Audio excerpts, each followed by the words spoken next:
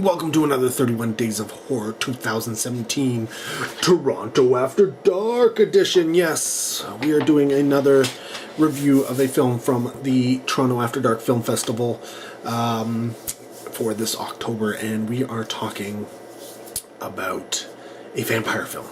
Yes, a vampire film from the UK called Eat Locals. Eat Locals. Now, I'm going to start off, full disclosure here, I don't always get the humor, the British humor. I do enjoy, like Monty Python and stuff like that. I do enjoy a lot of it, but sometimes, perhaps, it may just go over my head, or well, comedies in general, I'm not big on comedies. We'll start that. So when you take it to British comedies, that's a different sense of humor altogether. And sometimes, yeah, you got to be in the right mood. And sometimes, it just may not be your thing. So that being said,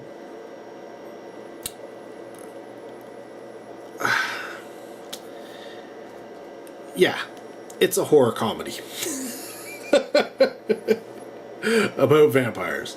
So essentially, this is sort of like modern age, and there's a group of, I guess, like 8 British vampire lords, overlords, masters, or whatever, the higher-ups, I guess you'd call in the vampire world, who are gathering together to do their semi-centennial meeting. I guess they do regular meet, every 50 years or so. And so what they don't realize is there's these soldiers, these vampire hunters, who know about this meeting, and they're gonna go and they're essentially gonna hunt down these vampires, right? So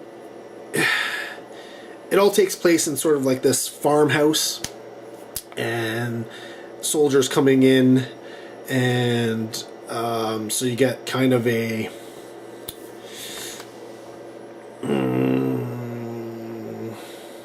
well, you get the vampires, you get the army, and well, I guess you get a home invasion as well. And so there's lots of action, there's lots of dialogue, and there's lots of British quips and such, if you will. So yeah, well, before I continue on with that, who's got, doing stuff in this film? The film's directed by Jason Flemyng. Now, Jason Flemyng is actually more known as an actor. This is his directorial debut, actually. And you may know him from, I'm trying to think, Minutes Past Midnight. He was in the segment called The Mill at Calder's End, or perhaps, which is a short film. I only say Minutes Past Midnight because that was that short film that my friend put out, or short compilation of short films that my friend put out. Stonehurst Asylum, he was Swanwick,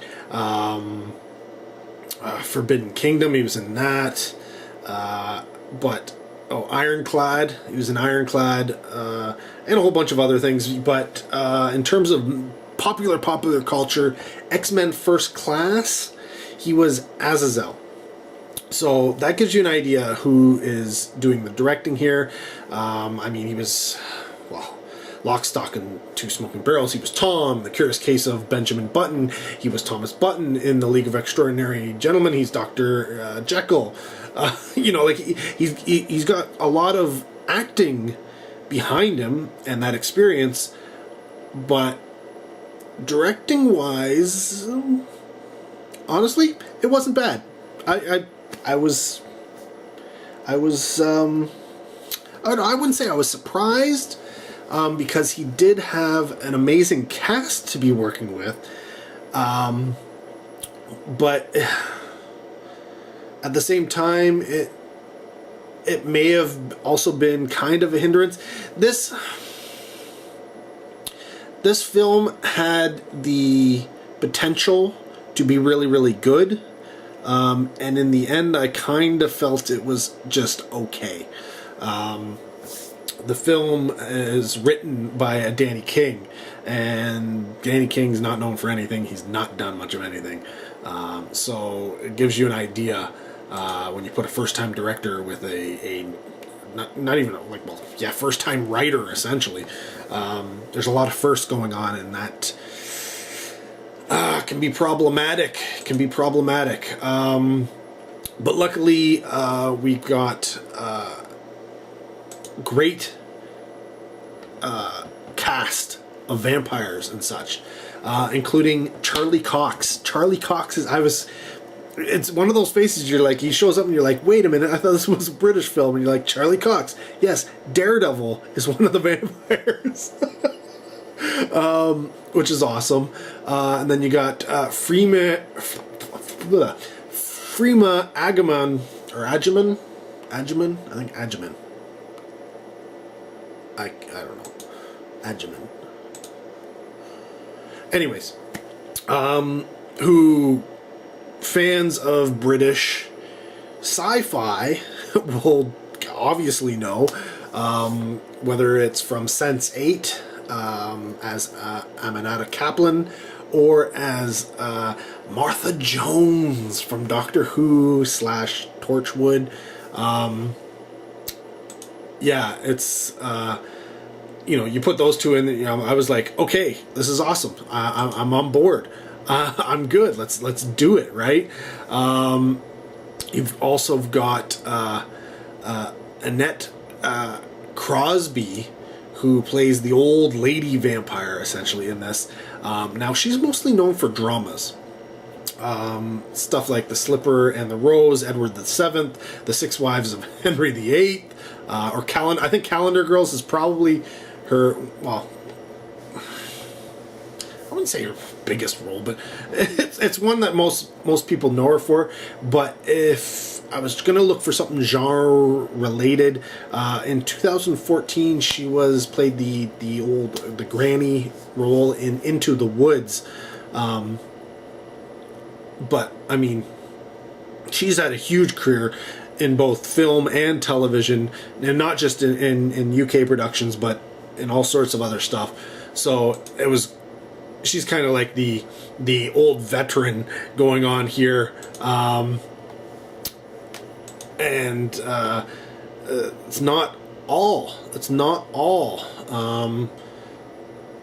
see, who else do we got? We've got yes, Nick Moran. He plays one of the soldiers, and you may know him from the Harry Potter movies. He was Scabior. He was also in Lock, Stock, and Two Smoking Barrels as Eddie. So you got that correlation going on, and the Musketeer as Aramis. So yeah, he's definitely a face to recognize. Then we got who else? Eve Miles is also in this, and she was also in Torchwood, among other things. She was Gwen Cooper in Doctor Who, as well. No, of course it goes together. Gwen Cooper, Torchwood, Doctor Who.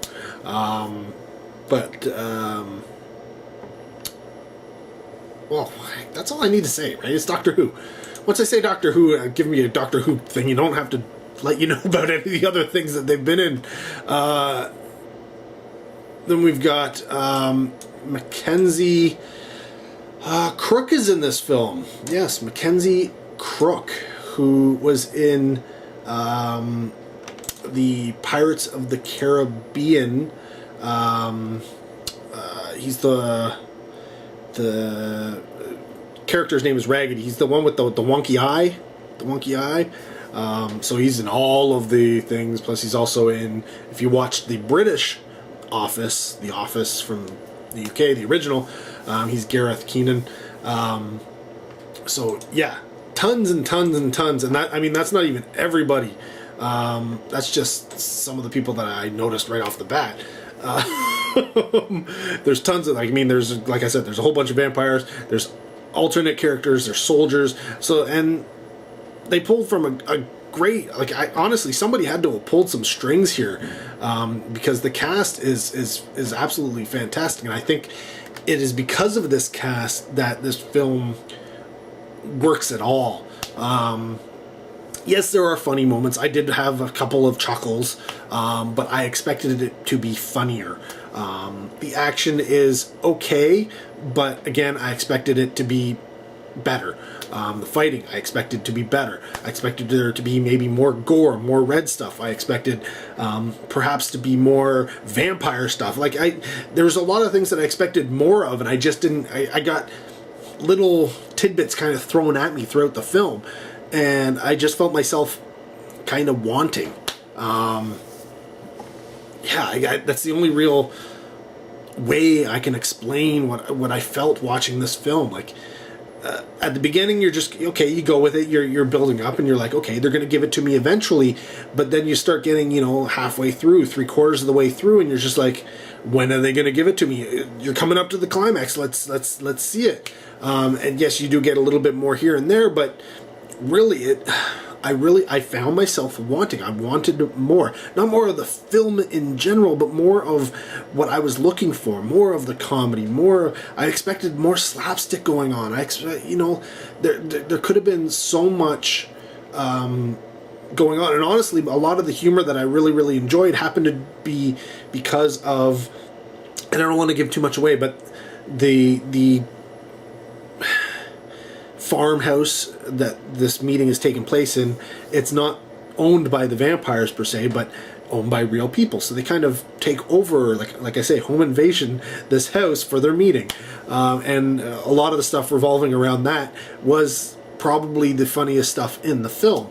But a good portion of the film happens to be just the jibber-jabber of the vampires and the jibber-jabber of the soldiers and the whole, soldiers versus vampire stuff going on. And yeah, I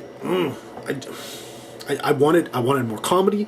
I wanted more good action. I wanted more blood or something, more vampire abilities or something. I don't know. I thought there should have been more to it, that gave it that sense of fantasy, that sense of wow, wonderment. I wanted more of that in the film, and basically I got some British jokes and some action sequences. And honestly, it probably could have been done without vampires, and it still probably would have been the same movie. Probably just as good. Which is kind of disappointing, because you're doing vampires, let's make some good vampires. Yeah, if I had to rate this film, probably right down the middle, 2.5 out of 5. Not quite up to 3, and I'm kind of giving it that extra half a point because of, people who are in it, honestly, Doctor Who characters, Pirates of the Caribbean, Daredevil, all of these people who, I really like them as actors are in this movie, and I just felt let down by them. Some of them weren't given enough to say, some of them were given too much to say, and some of them were just given dumb things to say, and it was just kind of, yeah. So, would I recommend it? Honestly, there are probably better horror comedies of a similar nature out there.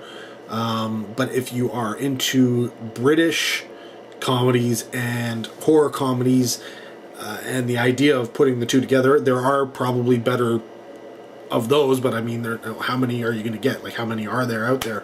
If you go far enough back, yes, you can put together a whole list of them. But in terms of modern stuff, no, actually, there probably is a lot of them. Never mind. There's probably a lot better films out there, so Even if that was what you were looking for, you probably could find better than this. That being said, if you've already seen a good whack of them, Eat Locals is not a bad film. It's worthwhile watching.